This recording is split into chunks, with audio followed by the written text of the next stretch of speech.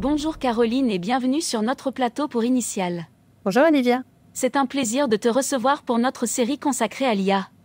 Je m'appelle Olivia, et je suis très heureuse d'être l'IA qui présente cette série. Alors Caroline, dis-nous tout. Quel est ton plus lointain souvenir d'intelligence artificielle ?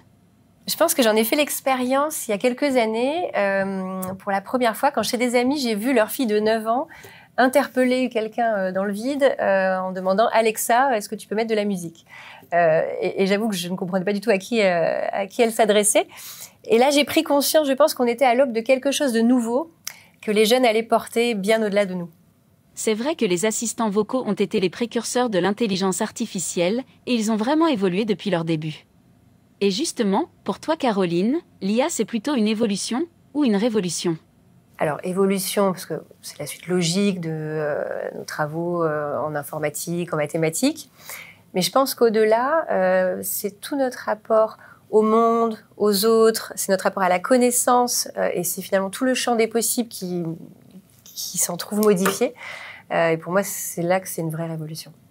Donc une révolution des rapports en général, mais une évolution technologique. Et est-ce que tu peux citer un impact majeur que tu as pu observer chez nos clients ? Je pense que généralement, leur besoin, c'est de craquer le sujet. La maturité des clients que je croise est plutôt faible. Et leur interrogation porte sur quel cas d'usage, quelle valeur ajoutée. Alors, notre réponse, elle est souvent de les aider déjà à se sensibiliser à la thématique et puis après à identifier les use cases, métiers qui font sens pour eux. Et récemment, on a 3 de nos clients qui ont souhaité être partenaires du hackathon Women in Gen AI que nous avons lancé et qui ont soumis leur cas d'usage à l'expérimentation des étudiantes. Oui, le hackathon Women in Gen AI qui permet aux étudiantes de s'immerger dans les technologies d'IA, de révéler leurs talents et de faire naître des vocations. Et pour terminer, vois-tu le futur de l'IA plutôt comme Matrix ou Arrête-moi si tu peux ? Alors, ce serait ni l'un ni l'autre, je pense. Je verrais plutôt une suite utopique de 1984 où on aurait trouvé comment décadenasser la pensée, comment valoriser avant tout l'esprit critique et utiliser l'IA à des fins positives. Eh bien, on a fait le tour.